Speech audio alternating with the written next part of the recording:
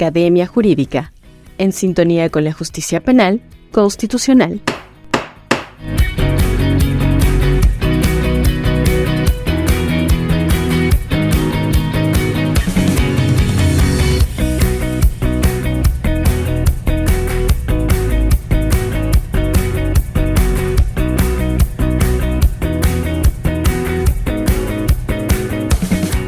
Apreciados colegas, estudiantes de Derecho, amigas y amigos, desde la Academia Jurídica, el doctor Diego Andramuño, quien les habla, Carlos Bravo, les agradecemos por estar siempre en sintonía con el estudio de la justicia penal constitucional.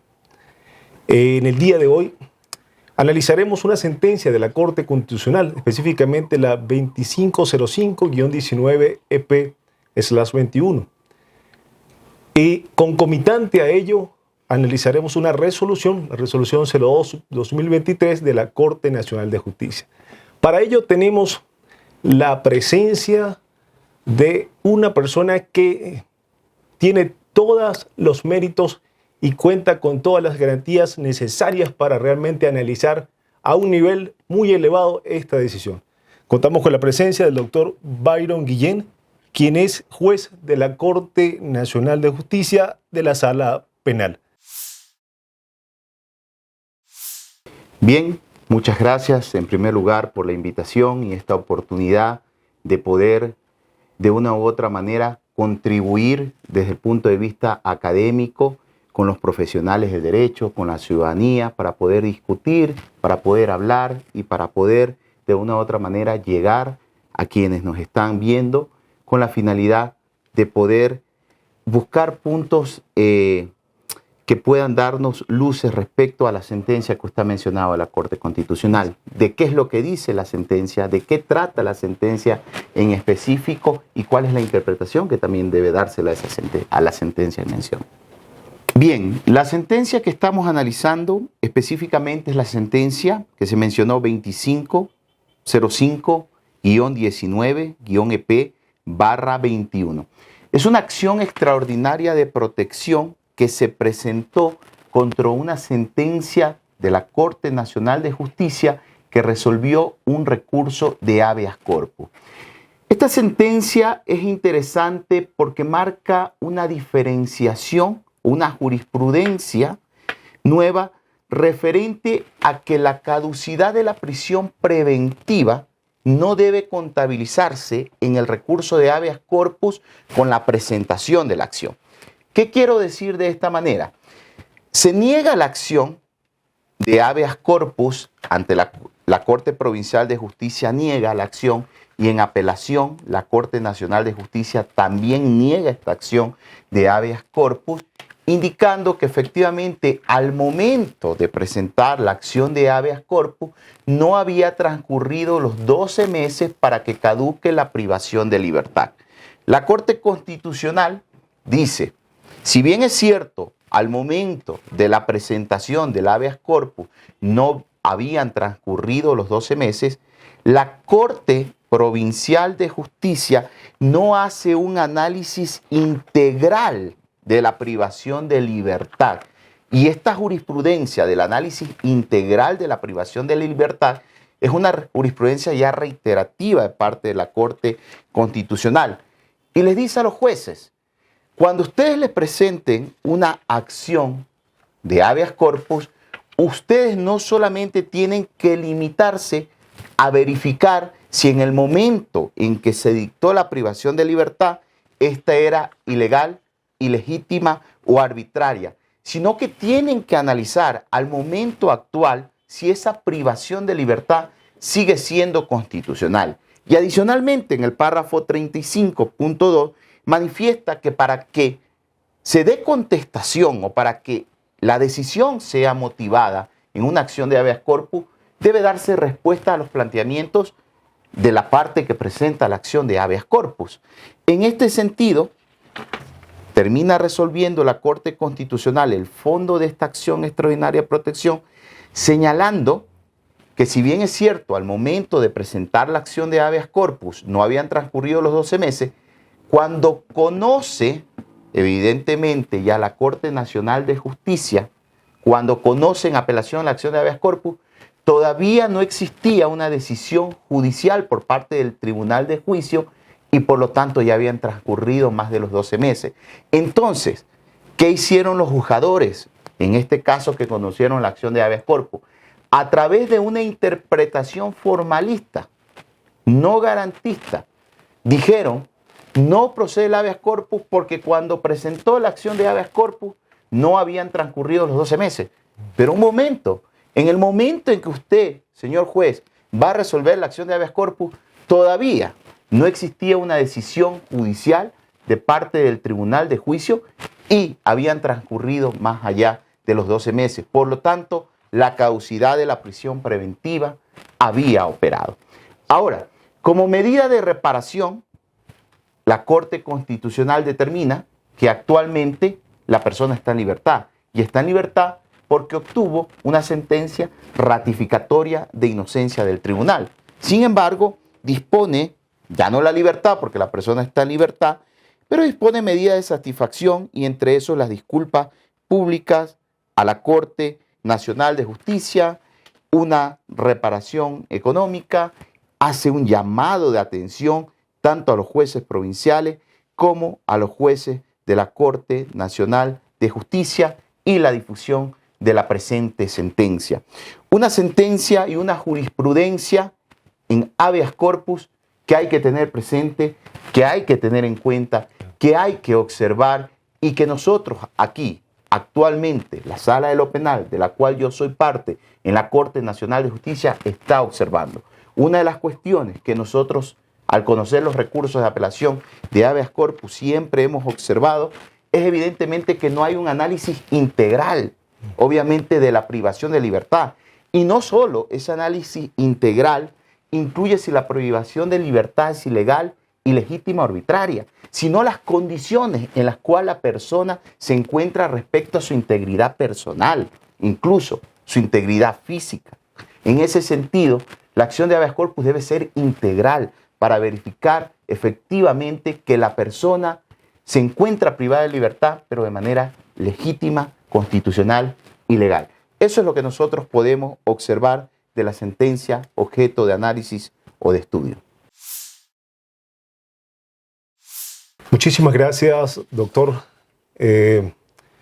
La verdad es que bajo su explicación entendemos que la sentencia de la Corte Constitucional viene a realizar quizás un paradigma, ¿no? Una condición, viene a marcar quizás un hito en este particular con respecto a las características, como usted bien ha dicho, en cuanto a la prisión preventiva y en cuanto a la caducidad de la misma.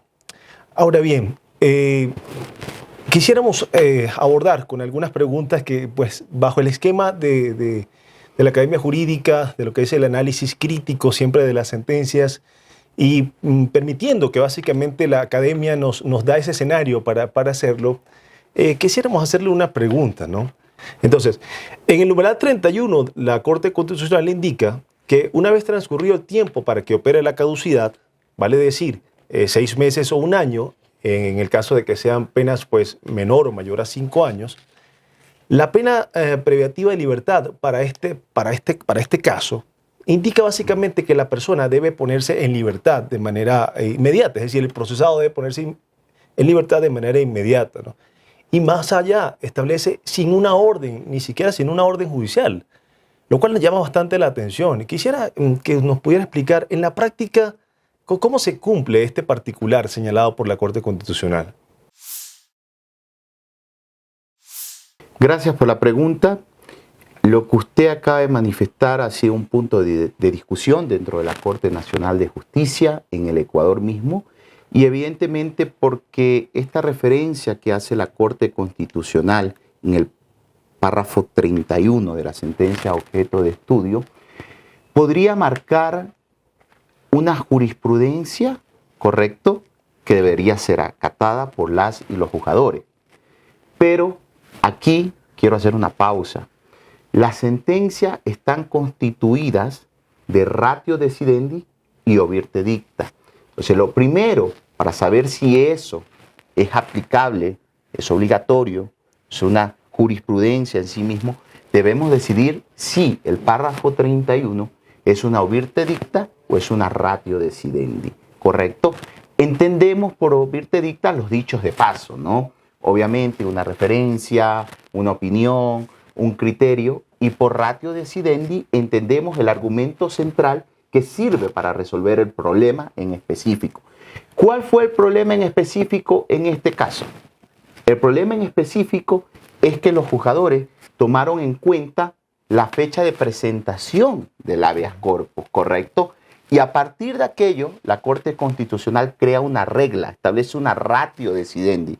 Y la ratio decidendi en esta sentencia es, en la acción de habeas corpus, para determinar si ha caducado o no la prisión preventiva, no se tomará en cuenta la fecha de presentación de la acción, sino si evidentemente al momento de resolver la acción han transcurrido los 6 meses en los delitos menores a 5 años o 1 año en los delitos mayores a 5 años. Entonces, primero que el numeral 31 cita una sentencia anterior, que es un caso de adolescentes infractores, en donde a través de ese caso la Corte Constitucional ya dijo que en el internamiento preventivo solo puede durar 90 días y el centro de privación de libertad de adolescentes infractores, sin orden judicial, tiene que darle la libertad. Pero en la justicia penal eso no actúa de la misma manera, ¿correcto? Y por lo tanto, si bien es cierto, es plausible lo que dice la Corte Constitucional, más adelante, en los votos concurrentes, la propia Corte Constitucional ha establecido y ha indicado de que esto es objeto incluso de una acción de inconstitucionalidad que está actualmente por resolver la propia Corte Constitucional. Y en ese sentido, esta discusión jurídica todavía no se ha terminado. No sabemos cuál va a ser la decisión de la Corte Constitucional. Por lo tanto, hoy por hoy, obviamente, cuando existe una caducidad de la prisión preventiva, el juez que conoce la causa puede declarar la caducidad de la prisión preventiva. Lo puede hacer de oficio o lo puede hacer a petición de parte. Si el juez niega o el juez no lo hace o el juez omite, obviamente se puede presentar una acción de habeas corpus porque ha caducado la prisión preventiva. Cuando se determina que la prisión preventiva ha caducado, nosotros decimos que esa privación de libertad, que en su momento fue legal, fue legítima y no arbitraria, se ha convertido en ilegal y por lo tanto se ha convertido en arbitraria, tener más allá del tiempo establecido. Entonces, desde el criterio que hemos desarrollado aquí en la Corte Nacional de Justicia, el numeral 31 de la sentencia 2505-2019-EP/21 no constituye una ratio decidendi y al no constituir una ratio decidendi no tiene fuerza vinculante. Sí, fuerza persuasiva, correcto. No estoy diciendo que no es importante el criterio que está ahí, pero no constituye una ratio decidendi con fuerza vinculante y por lo tanto, para que una persona obtenga la libertad en la justicia penal ordinaria, se necesita una boleta de excarcelación. Y esa boleta de excarcelación se puede girar por el propio juez que conoce la causa, se puede girar en la justicia constitucional a través de una acción de habeas corpus, pero el centro de privación de libertad necesita obviamente la orden de autoridad para poder decir, señor, usted está en libertad, ¿correcto? Perfecto, doctor. Ha quedado muy claro el planteamiento, el señalamiento que nos hace y la aclaración es bien válida porque realmente puede ser un argumento, una fundamentación, un argumento realmente desde el punto de vista jurídico para algunos abogados en algún momento, pero que realmente la ratio decidendi está más que clara y definida, como bien usted lo ha señalado. Hay una consideración en cuanto a la resolución 02-2023 de la Corte Nacional, que entiendo que usted votó en contra con respecto a esa resolución. ¿Nos podría hablar un poco sobre ella? Porque es un tema bastante particular. Entiendo que incluso la misma resolución es mucho más revolucionaria que la misma decisión de la Corte Constitucional, si podemos utilizar ese término, tomando en consideración de que cambia toda la estructura de lo que conocíamos hasta hace poco por lo que pudiera ser la caducidad en cuanto a la emisión de la decisión por parte del juzgador. Bien, muchas gracias por la pregunta porque me permite aclarar algo que en los medios digitales se ha criticado, que es la resolución 02-2023. Esta es una resolución expedida por parte de la Corte Nacional de Justicia, de la cual yo soy parte, formo parte del Pleno, una resolución con la cual no estuve de acuerdo y por lo tanto voté contra esta resolución. Pero hay que dar el antecedente de qué fue lo que llevó a la Corte Nacional a establecer una resolución con fuerza de ley. Y es que en la Corte Nacional de Justicia existían y existen todavía, pero con esta resolución se pretende aclarar aquello, criterios divididos entre las salas de la propia Corte Nacional de Justicia. La sala de lo penal mayoritariamente tenía el criterio que para que se interrumpa la caducidad de la prisión preventiva, como lo señala el artículo 541, numeral 3 del Código Orgánico Integral Penal, tenía que existir una sentencia, ¿correcto? Y esa sentencia, de conformidad con el Código Orgánico Integral Penal, solo puede ser escrita, no puede ser oral, porque nuestro sistema penal reconoce decisiones orales, pero no puede equipararse una decisión oral a una sentencia. Desde ese punto de vista, la Sala de lo Penal cambia el criterio que había tenido mayoritariamente la Corte Nacional de Justicia, que con la decisión oral se interrumpía la caducidad de la prisión preventiva. Y esto era un criterio mayoritario que tenía la Corte Nacional de Justicia desde algunos años atrás, pero que generó en la práctica que tengamos personas privadas de la libertad en la cual se dieron decisiones orales declarando la culpabilidad y 1 año sin la sentencia, 2 años sin la sentencia, 3 años sin la sentencia, y que no podían, obviamente, porque no existía la sentencia, poder interponer los recursos de apelación y posteriormente posiblemente un recurso de casación.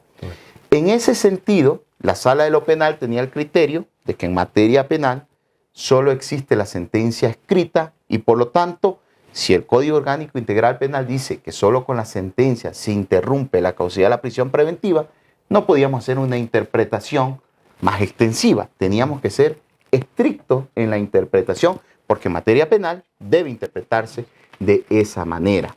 Obviamente, para favorecer los derechos puede interpretarse ampliamente, pero cuando estamos hablando de restricción de derechos, la interpretación es siempre estricta. En ese sentido, otras salas de la Corte Nacional de Justicia tenían el criterio de que bastaba la decisión oral. Seguían manteniendo ese criterio jurisprudencial que bastaba simplemente la decisión oral para interrumpir la caducidad de la prisión preventiva. En ese sentido, existieron peticiones de la Fiscalía General del Estado, peticiones de los propios jueces, que decían, por favor, la Corte Nacional aclare esto, porque tenemos criterios diferentes dentro de la propia Corte Nacional de Justicia.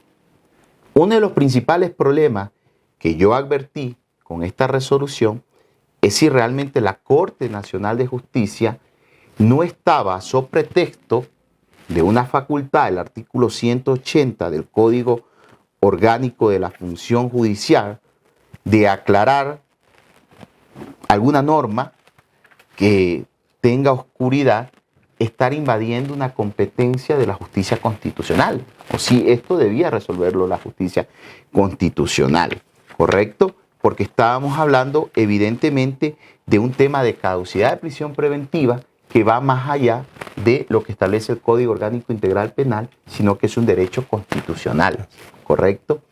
Ese es lo primero que desde mi punto de vista la Corte Nacional de Justicia o el Pleno de la Corte Nacional de Justicia no tenía competencia en este ámbito para determinar aquello.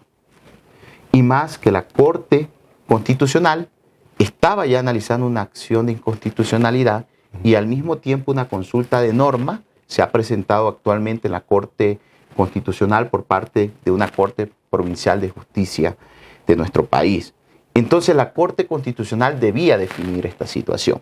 Sin embargo, en esta resolución que busca unificar un criterio o establecer una línea para que todas las jueces y jueces tengan una unificación de criterio y para garantizar la seguridad jurídica. No me recuerdo exactamente la votación, pero sé que fue una votación muy cerrada, creo que fue 12-8 o algo así, podemos verificar en la resolución. Se tomó el criterio que iba más allá del criterio de la sala penal. Primero, establecer que con la decisión oral se interrumpe la caducidad de la prisión preventiva, ¿correcto?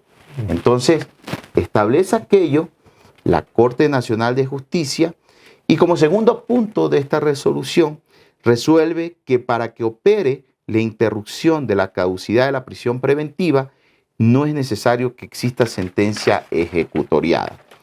En el primer punto, no estoy de acuerdo con esta resolución, totalmente por los criterios que venimos manteniendo en la sala de lo penal. Sin embargo, es una resolución que fue adoptada y así se adoptan las resoluciones dentro de los cuerpos colegiados, por mayoría, ¿correcto? Y sigue siendo una decisión legítima en ese sentido, porque la mayoría del Pleno de la Corte Nacional de Justicia la adoptó de esa manera. Sí, yo le puedo llamar un poco una resolución un poco atípica, es decir, es obviamente un concepto mío, porque se adoptó esta resolución en contra del criterio de la Sala de lo Penal. Generalmente las resoluciones, es legítimo porque tampoco hay una norma que diga las resoluciones del Pleno deben ir de conformidad al criterio de la Sala. No hay una norma que diga eso. Pero sin embargo, generalmente las resoluciones que adopta la Corte Nacional de Justicia confirman los criterios de la Sala, salvo ciertas excepciones. Y esto creo que es una excepción. Con el segundo punto en específico, esto es que para que opere la interrupción de la caducidad de la prisión preventiva no es necesario que exista sentencia ejecutoriada, pues yo quiero decir que más allá de que es un punto controvertido y que está en análisis de la Corte Constitucional y que posiblemente la Corte Constitucional lo resuelva próximamente, esperamos todos que resuelva este punto. Si nosotros analizamos el Código Orgánico Integral Penal, solo nos dice sentencia. Correcto, no nos dice que la sentencia esté ejecutoriada, no nos dice en absoluto.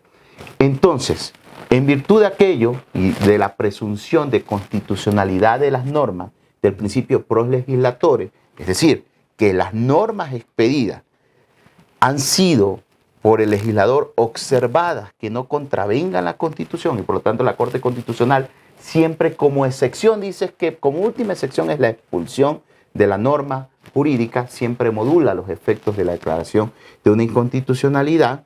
Considero yo que mientras la Corte Constitucional no se pronuncie, la interpretación que debemos seguir manteniendo nosotros es una interpretación de que la sentencia, así no esté ejecutoriada, interrumpe la caducidad de la prisión preventiva. Repito y aclaro, en adolescentes infractores es diferente. Ahí sí la norma claramente hace una diferenciación y por lo tanto, si bien es cierto, algunos abogan por esta interpretación, finalmente la interpretación que actualmente está en nuestro Código Orgánico Integral Penal no es esa, ¿correcto? Pero esperamos que la Corte Constitucional defina si es constitucional o no esta norma, ¿correcto? Muchísimas gracias, doctor. La verdad que bueno, entiendo que ese estudio, ese análisis que usted realiza va de la mano de lo que pudo haber sido su planteamiento en el momento de no estar de acuerdo con ella, pero que la claridad de que así se toman las decisiones en una parte colegiada, así deben respetarse, hasta tanto la Corte Constitucional resuelva lo contrario, ¿no? Haciendo un análisis justamente sobre ese particular, la resolución hace mención de que la decisión oral será válida precisamente a los fines de interrumpir la caducidad, ¿no? En ese mismo análisis nos cuestionaba y le hago un traslado de una pregunta que no solamente es mía, sino es una pregunta también de varios colegas, y es que bajo el principio de la igualdad no se pudiera llegar a plantear eventualmente que la sentencia oral emitida por un tribunal pudiera ser válida también para que la persona procesada salga en libertad desde la misma sala de audiencia donde se emitió la decisión. partiendo de la base que, bueno, si la sentencia oral emitida por el tribunal en ese momento es válida para interrumpir la caducidad, pudiera ser también válida esa sentencia oral para que la persona procesada no tenga que regresar de pronto a un centro, esperar una boleta, sino que allí mismo pueda salir en libertad.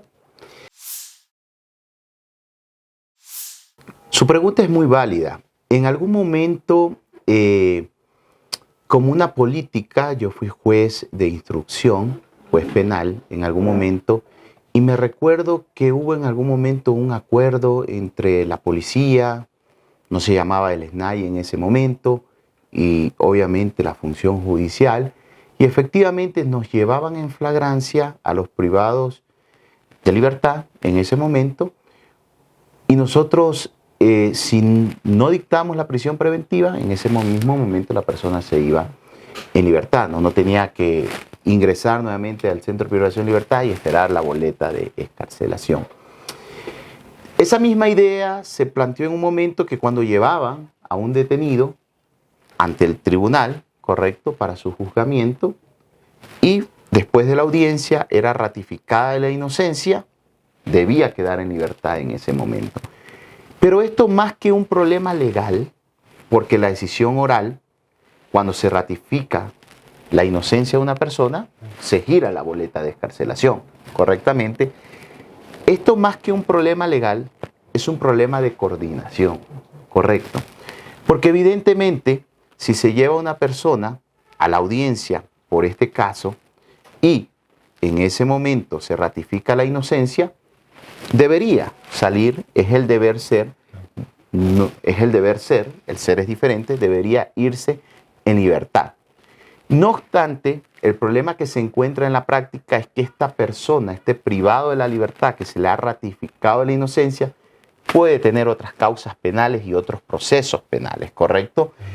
Entonces, por eso el Centro de Privación de Libertad lo que hace es una verificación, cuál es el proceso en que se ordena la libertad, verifica si no tiene otras boletas de encarcelación y le da la libertad. Pero si tiene otras boletas de encarcelación, dice perfecto, le doy la libertad por esto, pero igual se queda. Es decir, es como una libertad, no sé cómo llamarle, camuflada, no sé, pero bueno. Entonces yo creo que más que un problema legal es un problema de coordinación. Si, ejemplo, entre el SNAI, la función judicial, nos pusiéramos de acuerdo que todo privado de la libertad que va a audiencia de juicio presencialmente, porque también hay telemáticas, ¿no? Claro. Audiencia de juicio, lleve la ficha si tiene otras causas penales o no, en ese mismo momento podría darse la libertad, ¿no? Me parece muy bien su planteamiento, pero usted habló de un tema que sí hay que clarificar. La resolución 02-2023 no habla de sentencia oral, no utiliza la palabra sentencia oral, dice emisión de la decisión oral. Es muy, obviamente, muy cuidadoso, hay que decir esa palabra sentencia oral, porque para aquello primero hay que determinar si existe la sentencia oral. Y esta resolución 02-2023, a la cual usted también ha hecho mención con la decisión oral, va a ser objeto de un análisis de constitucionalidad por la Corte Constitucional, porque ya en una acción de habeas corpus, me parece, jueces de Corte Provincial suspendieron el proceso y enviaron a la Corte Constitucional. Entonces, la Corte Constitucional, en 45 días, dice la Ley Orgánica de Garantías Jurisdiccionales, bueno, sabemos que a veces esos tiempos se extienden mucho más allá de aquello, pero podríamos tener y verificar si esta resolución es o no constitucional.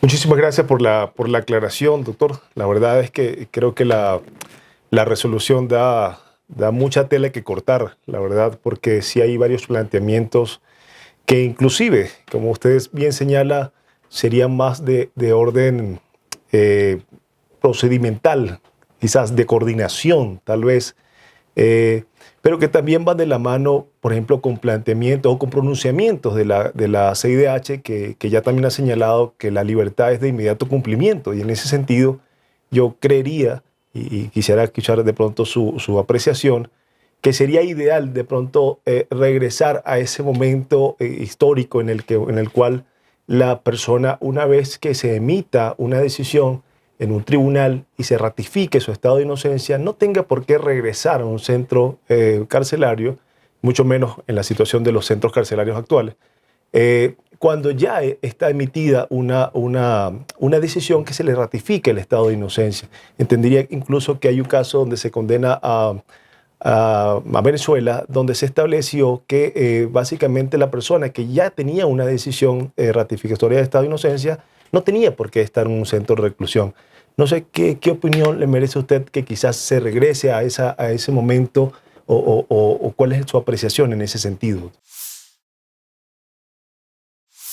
Yo creo que su pregunta está bien enfocada en el sentido de protección de los derechos. Es decir, esa protección de los derechos va hacia allá. Eso es lo ideal, que la persona en ese mismo momento quede en libertad. Pero nuestro sistema, lamentablemente nuestro sistema de rehabilitación social tiene algunos problemas. Y no me recuerdo yo si fue objeto de una acción de habeas corpus, pero me recuerdo un caso que se le ratificó la inocencia a una persona, no sé si ustedes lo conocen, y obviamente mientras se emitía la boleta de excarcelación, regresó esta persona al centro de privación de libertad, llegó la boleta de excarcelación, pero no le daban la libertad porque tenía una deuda al interior en el bar, yo no sé, que tienen ahí dentro, y porque no había pagado, entonces no le daban la libertad. Hasta ese punto, obviamente, se vulneran los derechos de un privado de la libertad. Y voy mucho más allá, porque cuando usted a un tribunal de juicio le dice es inocente, entonces ¿por qué tiene que llevárselo nuevamente detenido, con esposa, al centro de privación de libertad? Más allá que se está vulnerando en ese espacio de tiempo, y se tiene una persona ya sin una orden, correcto, de privación de libertad, si ya no hay una orden en sentido estricto de privación de libertad de esa persona, se afecta la dignidad del ser humano. Porque una persona que se le ha declarado inocente y nuevamente les ponen las esposas y van 2 policías atrás y 2 guías, pero señor, pues se le acaban de decir que es inocente. Entonces, imagínense, va pasando mientras lo llevan por ahí, mientras bajan del edificio del Palacio de Justicia, y la persona, siendo inocente, la ciudadanía lo estigmatiza como un delincuente, habiéndose dicho que no es una persona que ha cometido un delito. Para esto se necesita, evidentemente, que exista sí una reforma que clarifique esto con total precisión. Que digan que los centros de privación de libertad, cuando lleven a un privado de libertad a una audiencia de manera presencial, deberán tener evidentemente en ese momento listo el informe si esta persona tiene o no otras causas penales. Eso es una posibilidad para que la persona quede en libertad en ese mismo momento, ¿correcto?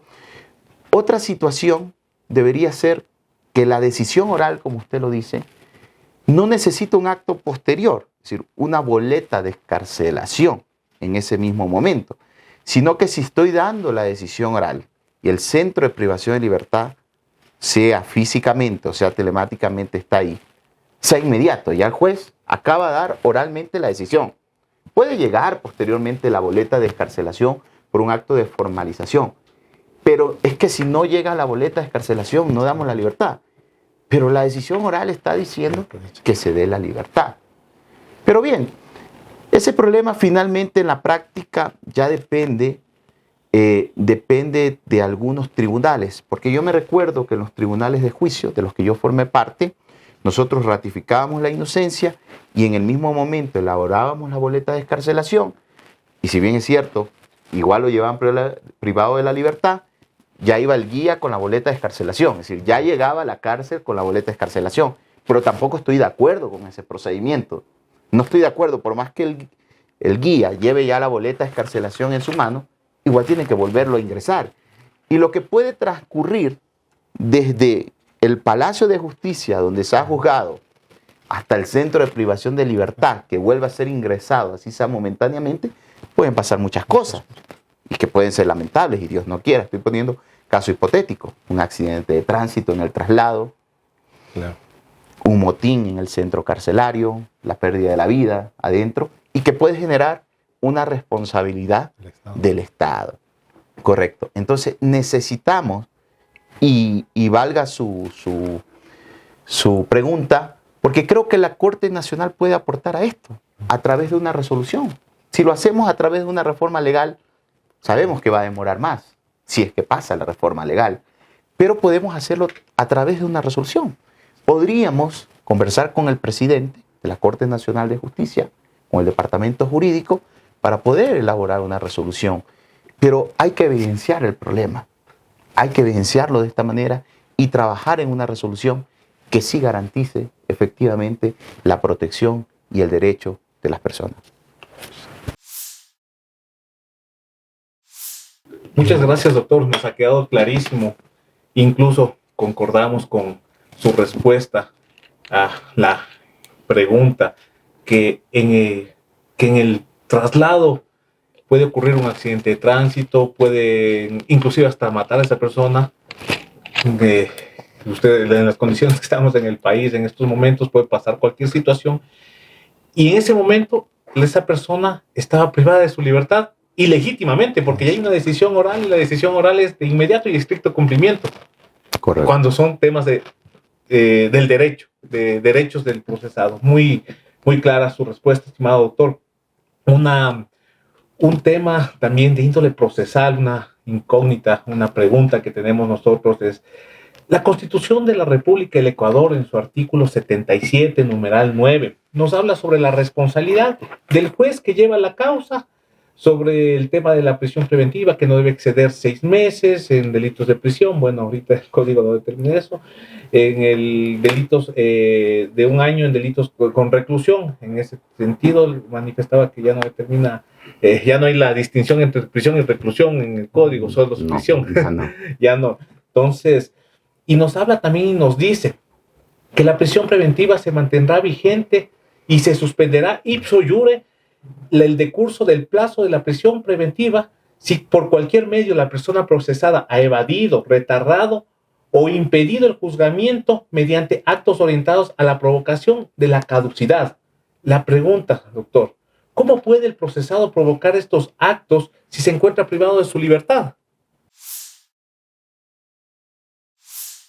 Bien, esta pregunta nos permite a nosotros aclarar algo importante. Y vamos un poquito más atrás de su pregunta. En la Constitución de 1998, la caducidad de la prisión preventiva sí era ipso iure. Es decir, ¿en qué sentido? No había interrupción de la caducidad de la prisión preventiva. Era 1 año o 6 meses, ¿correcto? Y caducaba la prisión preventiva. Una de las principales críticas a nuestra Constitución y a este artículo fue que se estaba desnaturalizando la figura de la caducidad. Fue muy criticado porque la caducidad en sentido estricto no establece interrupción, ¿correcto? Por el pasar del tiempo. A diferencia de la prescripción, estábamos convirtiendo a la caducidad en una prescripción, ¿correcto? Como cambiando la figura, lo cual no era correcto, pero sin embargo, así salió nuestro artículo constitucional. Y así fue aprobado por el pueblo ecuatoriano la Constitución y está vigente y por lo tanto es lo que existe hoy por hoy. Por lo tanto, tenemos ahora que la prisión preventiva sí se interrumpe. Sí se puede interrumpir la prisión preventiva porque tiene una normativa constitucional. Y cuando dice ipso iure, en teoría, lo que significa es de pleno derecho, ¿correcto? Y cuando significa de pleno derecho es que no necesita nada más. No necesita que el juez diga se interrumpió, ¿correcto? Pero ahí nuestra Constitución sí nos deja una parte que no es clara, porque a criterio de quién esos actos del procesado han impedido su juzgamiento. Y si el juez no los plasma mediante una providencia que diga el juez en virtud de que el procesado, estando ahí en el centro de privación de libertad, simplemente no quiere venir a la audiencia, no quiere estar en la audiencia, dijo que no quería estar en la audiencia, dijo que no quería pasar esa audiencia, obviamente está evadiendo. Obviamente podría estar retardando, podría ser esa la interpretación, hacer actos orientados a provocar la caducidad, porque ya falta un mes para que caduque la privación de libertad, porque falta 2 meses, y el procesado simplemente no, se encierra en la celda y no quiere salir, y hay que hacer, es decir, estoy hablando de casos hipotéticos, ¿no? Entonces, bien, el tribunal declara fallida esa audiencia porque el procesado, y hay un informe de la cárcel que dice que el procesado no quiere salir de su celda, no quiere salir de su celda, y no pueden sacarlo de la celda. Los procesados se han llevado a la celda, además se han encadenado. Por último, pongamos este caso más extremo, porque ya falta 1 mes o falta 2 meses para que caduque la prisión preventiva. Entonces, en este escenario, si el juez no dice nada, aunque obviamente la Constitución dice ixo iure, se suspende, pero el juez debería poner una providencia en donde diga estos actos son orientados a buscar la caducidad de la prisión preventiva. Y por lo que son orientados a buscar la caducidad de la prisión preventiva, se interrumpe ixo iure. Correcto. Si el juez dejara aclarado eso, nos evitaría muchos problemas y diera claridad también al procesado y le advirtiera al procesado, mire, usted no quiere presentarse, perfecto, está bien. Obviamente no lo vamos a contrañir, no lo vamos a torturar, no lo vamos a forzar, obviamente para ponerlo aquí. Pero le advierto que su prisión preventiva no va a caducar, porque está interrumpida, porque estos actos están orientados a provocar su caducidad. Pero el problema en el Ecuador, y yo cuando he conversado con los jueces les he recomendado que hagan esto, porque obviamente la norma no lo dice, porque el problema en el Ecuador es que los jueces dicen fallida la audiencia, diferida la audiencia. Bien, diferimientos, fallida audiencia, no se instaló por qué. Y cuando le piden que la prisión preventiva ha caducado, dicen, a ver, no un ratito, es que usted aquí difirió esta audiencia, es que usted aquí se enfermó, es que usted aquí no se presentó. Sí, recién en ese momento, cuando le piden la caducidad de la prisión preventiva, empieza a hacer un análisis de qué actos procesales estuvieron orientados a buscar la caducidad de la prisión preventiva y qué actos no estuvieron orientados a aquello. ¿No fuera más fácil si el juez hiciera al revés? Si por cada acto que él considera, él vaya obviamente estableciendo que esos actos son orientados a la caducidad de la prisión preventiva. Y mucho más, nos vemos nosotros que a veces vienen casos a la justicia constitucional a través de un habeas corpus, en donde ya no es ni siquiera el juez que conoce el proceso, el tribunal o el juez en un procedimiento directo, hablemos, sino que ya es en la justicia constitucional los jueces que conocen la acción de habeas corpus que definen efectivamente si ha caducado o no la prisión preventiva y si esos actos fueron o no orientados, lo que para mí resulta justamente más grave. Si la justicia ordinaria no lo estableció, es muy peligroso que la justicia constitucional lo establezca, evidentemente, ¿correcto? Porque finalmente eso debería ser en inicio una decisión del juez que conoce el proceso. Y voy más allá. En algunos casos, ejemplo, jueces han dicho no ha caducado la prisión preventiva porque aquí difirió la audiencia. Pero el juez la aceptó por justificado el diferimiento de esa audiencia.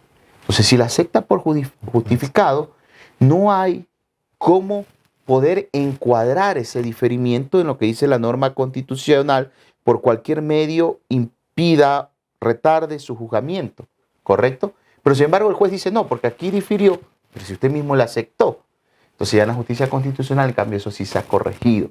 Dicho, a ver, esto no se puede tomar en cuenta como una interrupción, porque usted aceptó el diferimiento. Entonces, si usted creía que esos actos eran orientados a provocar la caducidad, debió haberlos rechazado y no aceptarlo, ¿correcto? En ese sentido, evidentemente, el artículo 77, numeral 9 de la Constitución de la República no nos da un desarrollo y nos deja en estos problemas que hoy por hoy tenemos, ¿correcto? Y también la otra pregunta es, ¿cómo se defiende el procesado frente a una decisión, una providencia del juez, en la cual el juez diga, evidentemente, interrumpo ixo iure la caducidad de la prisión preventiva, y usted como procesado le hace una petición, una solicitud, una revocatoria de esa providencia, cualquiera de esos medios decir, por favor, revoque su providencia, porque yo no estoy haciendo actos procesales tendientes a provocar la caducidad de la prisión preventiva. Simplemente me enfermé, simplemente cambié de patrocinado, y esos actos son actos legítimos. Entonces, tampoco nos establece ni la Constitución de la República, ni el Código Orgánico Integral Penal, cómo el procesado puede oponerse a esos actos de interrupción de la caducidad de la prisión preventiva. Finalmente, estamos metidos en un problema por este tema. Perfecto, doctor. Bastante clara su explicación. Existen muchos vacíos legales en los cuales los que administran justicia y entes del derecho nos encontramos en ese limbo. Y para ahondar un poco más en este tema, que sí es importante, ¿no? Porque imagínense, uno puede decir, mis actos no fueron tendientes a provocar la caducidad. Y el juez también tiene su responsabilidad ahí. Su responsabilidad, porque si es que caduca la prisión preventiva, la Constitución dice que tiene la responsabilidad del juez que va a generar. Usted nos ha manifestado que posiblemente la Administración de Justicia o el juez tendría que mandar una providencia y decir, se queda suspendida el tema de la prisión preventiva por estos actos. Pero en sí, ¿cómo la Administración de Justicia lo realiza? No sé si existe casos que dicen, no, mando una providencia o mando un auto motivado en el cual determino cuáles son los actos pendientes y esa resolución por parte de la Administración de Justicia, como nos ha dicho, es revocable, no revocable, incluso objetable por una instancia superior. Correcto. A ver, justamente este tema yo lo decía como una especie de consejo, porque no tenemos una regulación. Pero si el propio juez quiere ser claro en sus decisiones, debería, como un deber ser, poner un auto, una providencia, efectivamente, en la cual se indique que se ha interrumpido la caducidad de la prisión preventiva. Pero, adicional a aquello, también hay responsabilidad en la caducidad de la prisión preventiva por parte de los juzgadores. Es decir, o puede ser por parte de la Fiscalía, o puede ser por parte de los defensores públicos. Es decir, la caducidad de una prisión preventiva, en primer lugar, que no es responsabilidad a primera vista del procesado, ¿correcto? Porque si el procesado está privado de la libertad, es decir, el Estado tiene el control de llevarle la audiencia, de estar ahí, tenemos defensores públicos, correcto, en caso de que la defensa privada no acuda, es decir, tenemos una serie de medidas coercitivas, medidas correctivas en el Código Orgánico de la Función Judicial para que una audiencia se pueda instalar, correcto. Entonces, en primer lugar, debería ser excepcional que una caducidad de la prisión preventiva se provoque por actos tendientes al procesado o que sean imputables al procesado. Pero si hay actos que son imputables al propio juez, o son imputables al fiscal, o son imputables a la Defensoría Pública. Y eso, obviamente, deberá determinarse, y muchas veces se determina esto en la justicia constitucional, a través de un habeas corpus. ¿Quién tuvo la responsabilidad en esa caducidad de la prisión preventiva? Pero si usted me dice que frente a ese auto no existe una normativa de cómo oponerse, de cómo rechazarlo, y que tal vez se nos ocurra a nosotros una revocatoria, como que todo auto puede, bueno, las providencias pueden ser revocables, entonces hay que definir efectivamente si es una providencia, un auto de sustanciación, es un auto interlocutorio, correcto, para determinar en primer lugar si cabe una revocatoria o no, pero es que se nos ocurre, ¿no? en este momento. Pero si no hay una regulación, mucho menos habrá un recurso, porque en materia penal, la apelación o los recursos sí tienen normas expresas, y solamente cuando la ley concede un recurso en materia penal, el recurso puede ser concedido. Entonces, ¿qué fuera lo ideal? Que existiera una reforma constitucional en el cual la caducidad de la prisión preventiva opere sin interrupción alguna. Claro que pedir esto o decir que debe haber una reforma constitucional no es muy popular, ¿no? Porque la ciudadanía lo puede entender como impunidad. Y cuando se produce una caducidad de la prisión preventiva, lo que entiende la ciudadanía es que hay impunidad. Y en la realidad no es así.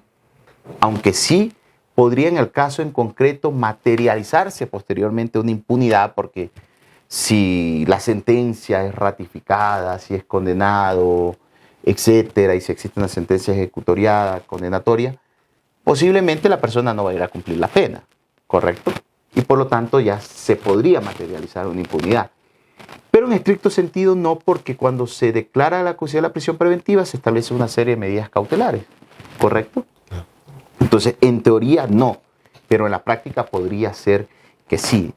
Entonces, es importante que en el Ecuador debatamos si esta figura de la interrupción de la caducidad de la prisión preventiva por parte de los procesados es necesaria o no. Obviamente que esto se puso por la experiencia que se vivió en el pasado, porque esto que yo indico, de que los procesados se encerraban en su pabellón, de que se encadenaban para no ser juzgados, fue una realidad. Y por esa realidad es que la Constitución establece la interrupción, ¿correcto? Porque si algo pasaba antes de la Constitución del 2008, incluso con la Constitución del 2008, es las caducidades de prisión preventiva, y especialmente en ciudades tan grandes como Guayaquil. Caducaban, los tribunales no llegaban antes de los 12 meses a dictar una sentencia. Y tenemos casos que incluso, como caducó la prisión preventiva, ya no pudieron ser juzgados posteriormente porque ya la persona desapareció y no se puede juzgar en ausencia. Y no se le puede volver a dictar prisión preventiva porque la prisión preventiva caducó. Entonces, finalmente también se puede traducir en una impunidad, porque finalmente ya no vas a ir al juicio, posiblemente. Hay unos que sí van, otros que no van, otros que ordenas la detención por 24 horas, que no tienen ningún efecto muchas veces, pero posiblemente ya no vayas al juicio. Y entonces, posiblemente, si ese proceso es prescriptible, puede prescribir. Si es imprescriptible, como un peculado, como enriquecimiento ilícito, pues evidentemente no va a prescribir. Pero obviamente tenemos también esos problemas, y lo que pasó en la Constitución es justamente de lo que se vivió justamente antes de la Constitución del 2008 y que buscó la Constitución del 2008 corregir. Y ya por lo menos no conozco actualmente de que existan ese tipo de actos. Pudieran existir, pero ya son muy excepcionales. Gracias, doctor. Muy clara su explicación. Lo que considero es que se tiene que legislar eso. Tiene que dar la salida, y tanto para los administradores de justicia como para los abogados en libre ejercicio, los entes de derecho. Estimado doctor, la sentencia analizada de la Corte Constitucional existe un voto concurrente y un voto salvado. Voto concurrente emitido por el doctor Ramiro Ávila, si no me equivoco. ¿Qué fuerza, qué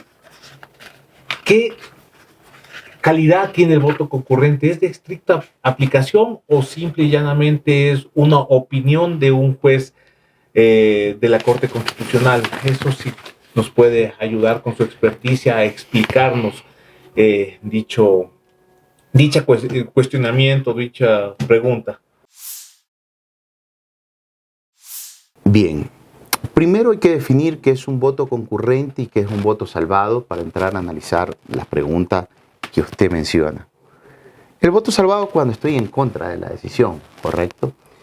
Y el voto concurrente es que concuerdo con la decisión de aceptar la acción, de ratificar la inocencia, de declarar la culpabilidad, pero mis argumentos son diferentes, o tengo diferenciación con los argumentos de la mayoría, ¿correcto? Por eso hago un voto concurrente, que es en el cual yo establezco argumentos adicionales, en el cual yo digo sí, procede la acción, no procede la acción, sí había que declarar la inocencia, por poner un ejemplo, pero no porque no se demostró la existencia de la infracción, sino porque no se demostró la responsabilidad.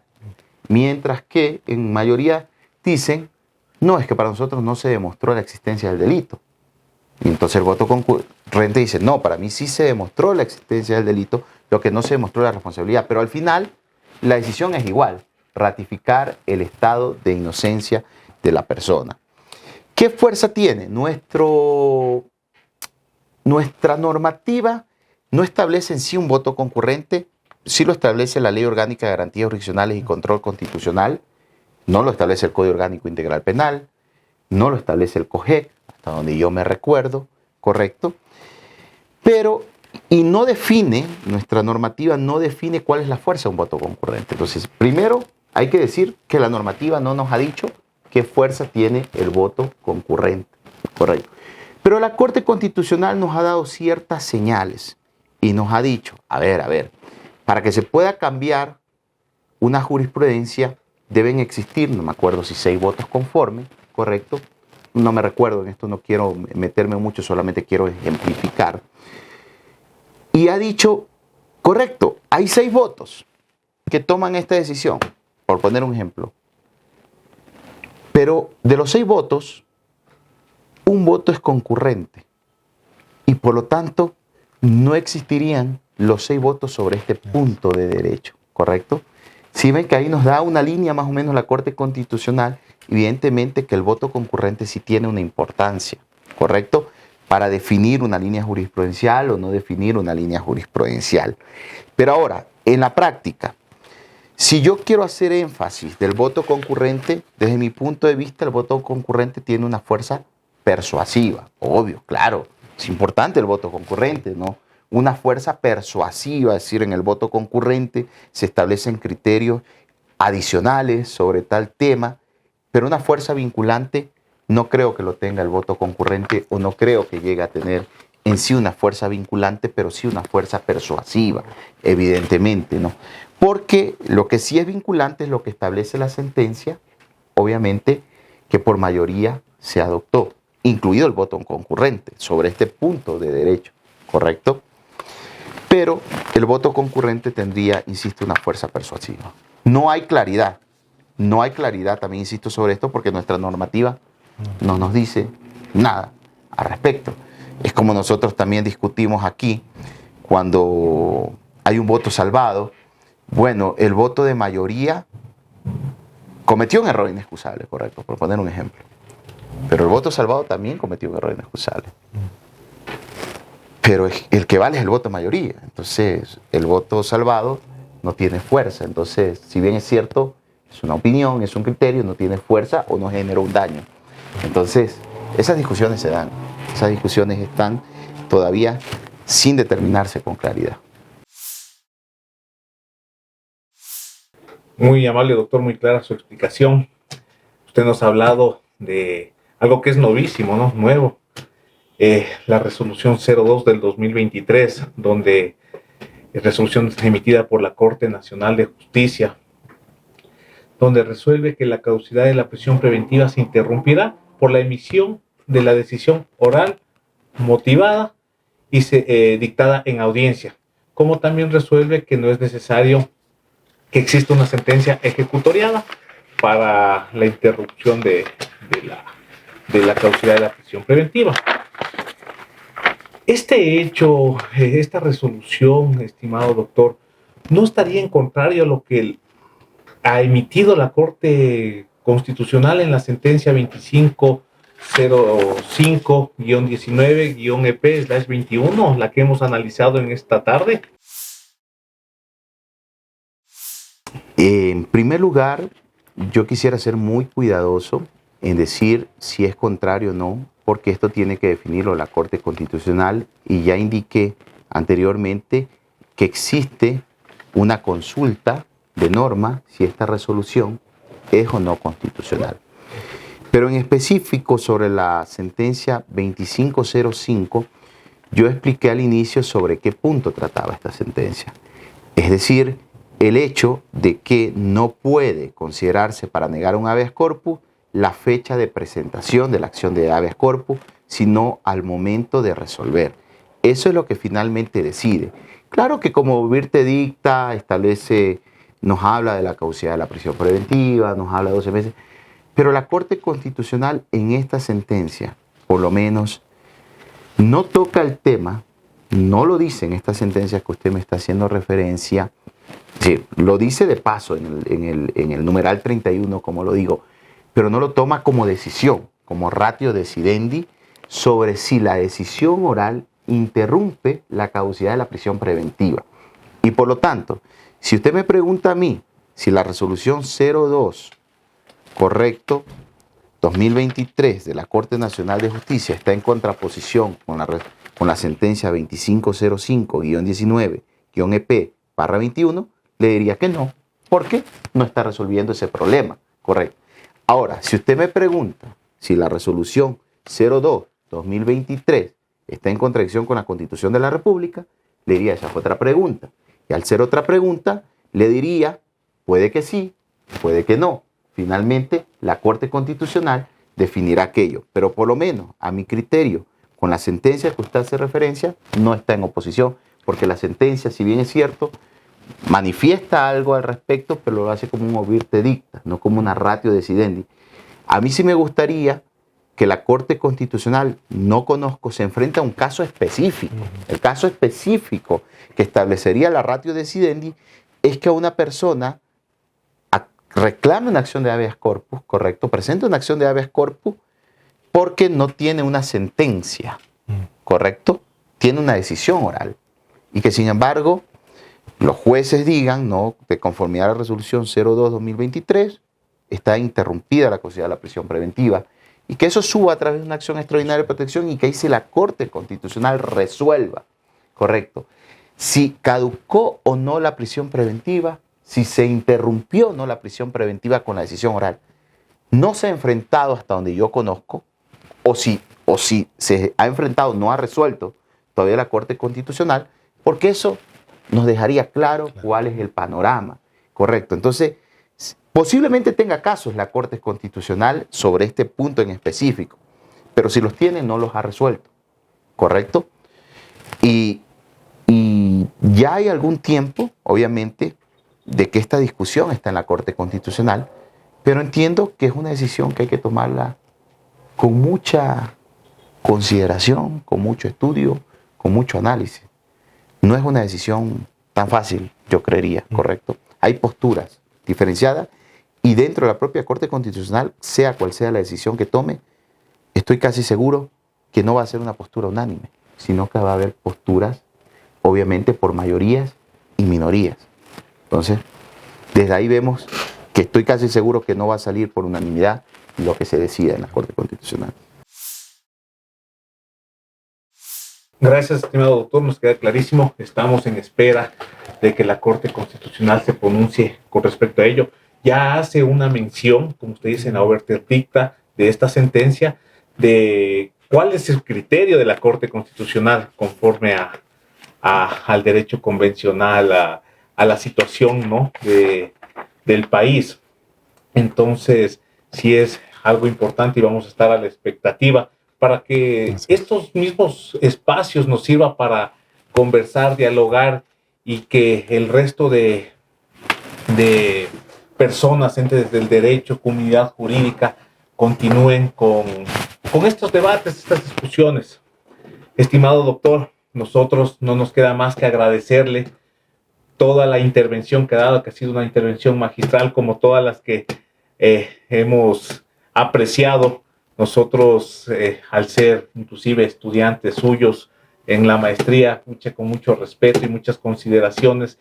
Estamos generando estos espacios no solamente para los profesionales del derecho, sino para los alumnos, los estudiantes que quieren estar siempre tener de primera mano todas las decisiones. Imagínense, estamos en este momento analizando una sentencia y una resolución de la Corte Nacional donde ya nos da por lo menos el parámetro en las cuales tenemos que nosotros actuar para la caducidad de la prisión preventiva. Estimado doctor, de parte de nosotros le agradecemos su tiempo y esperando que existan las resoluciones, las sentencias de la Corte Constitucional para vernos nuevamente y conversar sobre ello. Gracias, mi estimado doctor.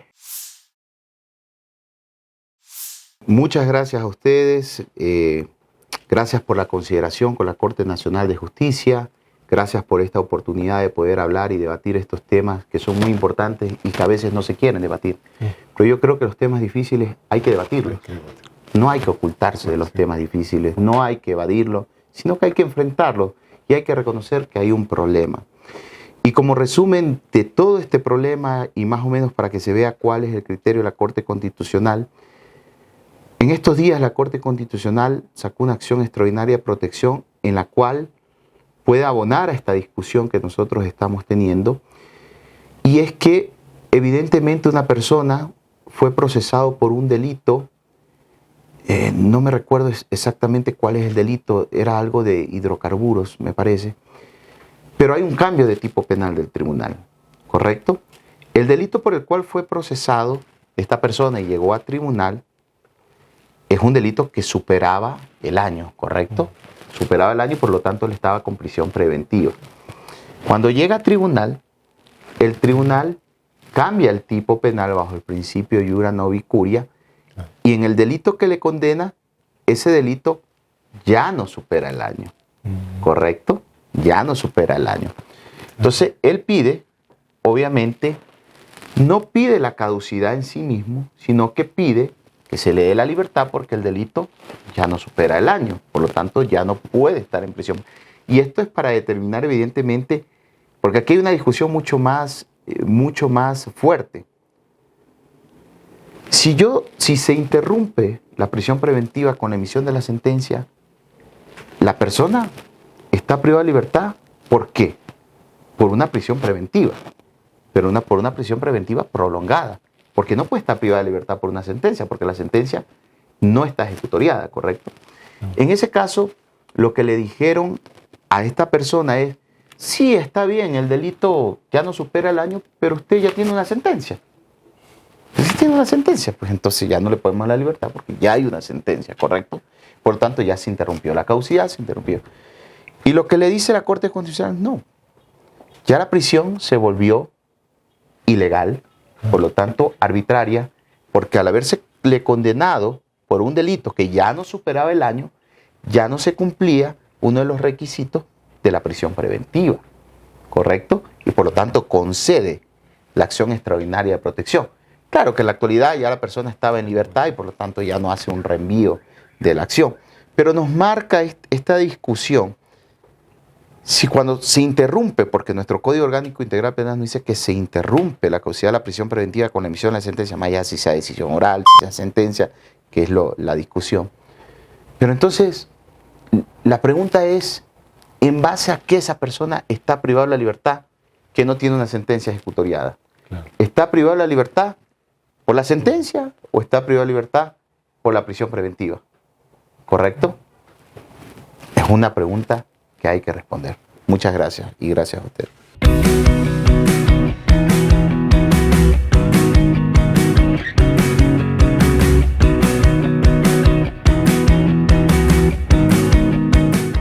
Academia Jurídica, en sintonía con la justicia penal constitucional.